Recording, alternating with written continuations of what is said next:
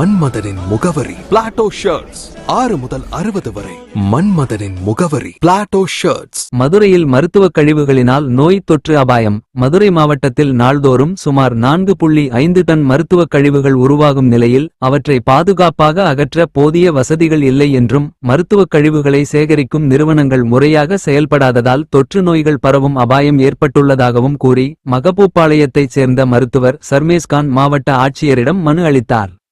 மருத்துவ கழிவுகள், அதாவது மதுரை மாவட்டத்தில் உள்ள மருத்துவமனைகளில் உருவாக்கக்கூடிய மருத்துவ கழிவுகளில் அகற்றுறதில் வரக்கூடிய குறைபாடுகள் மற்றும் அதில் நடக்கக்கூடிய மிகப்பெரிய ஊழல்களை பற்றி பேசுறதுக்காக தான் இப்போ நம்ம வந்திருக்கோம். நாங்கள் மதுரை மாவட்ட ஆட்சியில் குறை தீர்க்கும் முகாமில் அந்த மனுவை கொடுக்கறதுக்காக வந்திருக்கோம்.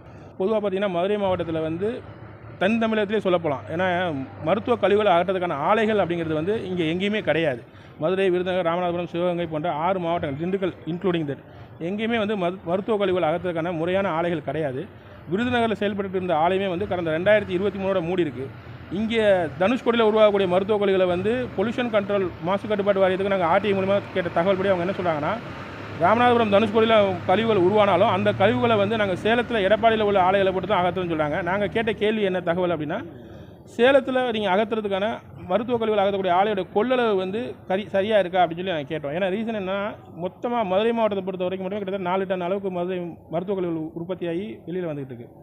ஆனால் இந்த மருத்துவ கழிவுகளை அகற்றுறதுக்கான கெப்பாசிட்டி எங்கேயுமே கிடையாது. அதாவது பொதுவாக சொல்லணும்னா 38 டிஸ்ட்ரிக்ட்லையுமே உருவாகக்கூடிய மருத்துவ கழிவுகளுடைய அளவை காட்டிலும் இந்த கழிவுகளை சுத்திகரிக்கக்கூடிய ஆலைகளுடைய கொள்ளளவு தன்மை ரொம்ப ரொம்ப ரொம்ப ரொம்ப குறைவாக இருக்குது. இதை அரசின் கவனத்துக்கு கொண்டு செல்லணும் அப்படிங்கிறதுக்காக நாங்கள் பல்வேறுபட்ட மனுக்கள், ஆர்டிஐ தகவல்கள் எல்லாமே வாங்கி நாங்கள் பொல்யூஷன் கண்ட்ரோல் போர்ட்லையும் கம்ப்ளைண்ட் கொடுத்துருந்தோம்.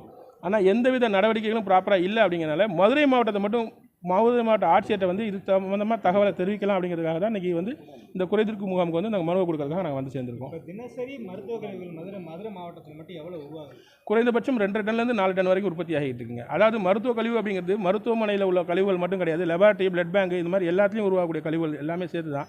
இதில் தனியார் மருத்துவமனைகளும் தனியாக உள்ளடங்கும்.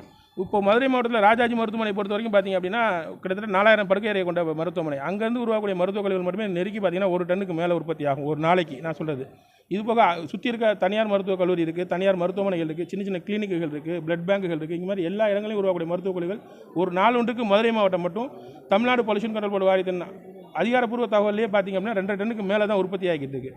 ஆனால் இதை சுத்திகரிக்கக்கூடிய ஆலைகள் மதுரை மாவட்டம் இல்லை, தென் தமிழகத்திலேயே முறையாக இல்லை அப்படிங்கிறது தான் உண்மையான குற்றச்சாட்டு. இதுவுமே தமிழ்நாடு மாசு கட்டுப்பாட்டு வாரியத்தின் அதிகாரப்பூர்வ இணையதளத்தில் அவங்க வெளியிட்டிருக்காங்க. அதுக்கான ஆதாரங்களும் நாங்கள் கொடுத்துருக்கோம். அவங்கள்ட்டையுமே நாங்கள் கேள்வி கேட்டிருக்கோம். பட் முறையான பதில் கேட்டால் இல்லை அப்படிங்கிற பதிலை தவிர்த்து வேறு எந்த பதிலும் அவங்க சொல்ல கிடையாது. என்ன கேட்டு வந்திருக்கீங்க? ஆக்சுவலாக ஒட்டுமொத்தமாக மதுரை மாவட்டம் இல்லை, இந்த நான் சொன்ன இந்த 6 டிஸ்ட்ரிக்டில் இருக்குது பார்த்தீங்களா, இங்கே மருத்துவ கழிவுகள் அகற்றக்கூடிய ஆலைகள் இருக்கா அப்படின்னு கேட்டிருக்கோம். இல்லை அப்படின்னு பதில் சொல்லியிருக்காங்க. மருத்துவ கழிவுகளை அகற்றக்கூடிய ஆலைகளும் அமைக்கணும். ஏன்னா இப்போ முக்கியமாக பார்த்தீங்கன்னா இந்த மருத்துவ கழிவுகளை முறையாக அகற்றுறதும் கிடையாது. இந்த மருத்துவ கழிவுகளை அகற்றத்துக்கு ஒவ்வொரு மருத்துவமனையிலையும் தனியாக வசூலிக்கவும் செய்கிறாங்க. ஒரு படுக்கை அறைக்கு இவ்வளோ பணம் அப்படின்னு சொல்லி தனியார் கான்ட்ராக்டர் வசூலிக்கிறாங்க. ஆனால் வசூல் பண்ணியும் அதை முறையாக அகற்ற மாட்டேன்றாங்க அப்படிங்கிறது எங்களுடைய குற்றச்சாட்டு. கண்டிப்பான முறையில் என்னென்னா, இப்போது மருத்துவமனையில் ஒரு படுக்கை அறைக்கு இவ்வளோ காசு, இந்த மாதிரி சுத்திகரிக்கிறது இவ்வளோ பணம் சொல்லி வாங்குறாங்க. ஆனால் அவங்க அந்த பயோமெடிக்கல் வேஸ்டேஜ் அவங்க எடுத்து போகிறது கிடையாது. அப்படிங்கிற மருத்துவ கழிவுகள் முறையாக எடுக்காதனால நிறைய இடங்களில் மருத்துவ கழிவுகள் பொதுவெளியில் தான் கொட்டப்படுது. இது பல்வேறு தரப்பட்ட நாளிதழ்கள் கூட நீங்களே எடுத்து கொடுத்துருக்கீங்க. இன்னொன்று கவர்மெண்ட் ஹாஸ்பிட்டலுமே தம்பாய் தான் சில மெடிக்கல் வேஸ்டேஜஸ் இருக்குது. ஸோ தம்பாது ஒட்டுமொத்தமாக ஒரு குறிப்பிட்ட நேரத்தில் என்ன பண்ணாங்கன்னா பொது கழிவுகள் கூட போட்டு கொளுத்திடுறாங்க. ஏன்னா சமீபத்தில் பார்த்தீங்கன்னா 5ஆம் தேதி கூட ஒரு குடவுன் ஃபயர் ஆக்சிடென்ட் ஆனிச்சு. அதாவது ஒரு திட்டக்கழிவு இது ஃபயர் ஆக்சிடென்ட் ஆனிச்சு. நம்ம 4ஆம் தேதியே கம்ப்ளைண்ட் கொடுத்துருந்தோம். இந்த மாதிரி மருத்துவ கழிவுகளை பொது கழிவோட போட்டு நீங்கள் கொளுத்துறீங்க அப்படின்னு சொல்லி நம்ம புகார் கொடுத்துருந்தோம் எங்கள் இதுக்கு பொல்யூஷன் கண்ட்ரோல் போர்டுக்கு. ஆனால் விஷயம் என்னென்னா, அதை அடுத்த நாளே அது ஃபயர் ஆக்சிடென்ட். நெக்ஸ்ட் டே நாங்கள் 6ஆம் தேதி அந்த ஓப்பன் ஹவுஸ் ப்ரோக்ராமில் நான் உட்காந்துக்கையில் அவங்க எங்களுக்கு தெரியாது, இது சாதாரண இன்சிடென்ட் தான் அப்படிங்கிற மாதிரி முடிச்சிட்டாங்க. ஏன்னா பொதுவாக அதை நடவடிக்கை எடுத்து கொண்டு போக வேண்டியது அவங்க தான், யார் பொல்யூஷன் கண்ட்ரோல் போர்டு தான். ஆனால் அவங்கள்ட்ட எந்த பதில் கேட்டாலுமே நாங்கள் ஆர்டிஐயில் கேட்ட தகவல் கூட எங்களால் தகவல் வழங்க இயலாது. அதாவது வேலை காரணம் அதிகம் நிறைய இடங்களில் தொகுத்து வழங்க வேண்டியிருக்கு. நான் அந்த தகவல் உங்களுக்கு கொடுத்துருக்கேன், ஆர்டிஐயில் கொடுத்த ரிட்டர்ன் ஸ்டேட்மெண்ட்டும் கொடுத்துருக்கேன். அதுலேயுமே எங்களால் தர இயலாது அப்படிங்கிற மாதிரி பொல்யூஷன் கண்ட்ரோல் போர்டில் ஆன்சர் கொடுங்க. அதாவது உதாரணத்துக்கு 2023 விருதுநகரில் மூடின ஆலையை பொறுத்த வரைக்கும் பார்த்தீங்க அப்படின்னா முறையாக அகத்தியுமே அதை சுற்றி விட்ட கிராமங்களில் பார்த்தீங்கன்னா கிட்னி ஃபெயிலியர்லேருந்து லங் கேன்சர் வரைக்கும் முறையாக அகத்தியுமே பாதிப்புகள் உண்டாயிருக்கு. அப்படிங்கிற போது இந்த மருத்துவக் கழிவுகளை முறையாக அகற்றாமல் பொதுவெளியில் கொளுத்துறதுனால ஏகப்பட்ட பாதிப்புகள் ரொம்ப ஓப்பன் சோர்ஸாக வர்றதுக்கான வாய்ப்புகள் ரொம்ப, அதாவது பொது சுகாதாரம் மருத்துவ ரீதியாக பலவித நோய் தொற்றுகள் வர்றதுக்கான அதாவது தீராத நோய் தொற்றுகளாக வர்றதுக்கான வாய்ப்புகள் ரொம்ப ரொம்ப அதிகம். மதுரையில் குறிப்பாக எந்த அதிகம்?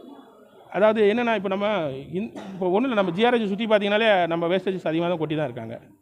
இப்போ தனியார் வந்து மருத்துவ கழிவுகள் எடுத்து அது எந்த நிலையில் இருக்குது? அதாவது தனியார்கிட்ட கொடுத்துருக்காங்களா இல்லை, இப்போ ஒரு பொது தனியார் நிறுவனம் தான் இதை வந்து அகற்றுறதுக்கான ஒப்பந்தம் எல்லா மருத்துவமனையிலும் போட்டுட்ருக்காங்க. ஆனால் அந்த தனியார் நிறுவனம் வந்து முறையாக வந்து எல்லா மருத்துவமனையிலும் கழிவுகளை அகற்றுறது கிடையாது. இன்னொரு விஷயம் என்னென்னா, மருத்துவ கழிவுகளை அகற்றக்கூடிய ஆலைகளே இங்கே இல்லாத போது அவங்க எதை இங்கே அகற்றி அவங்க எந்த மாதிரியான இடத்துல கொண்டு போய் அவங்க டிஸ்போஸ் பண்ணுறாங்க.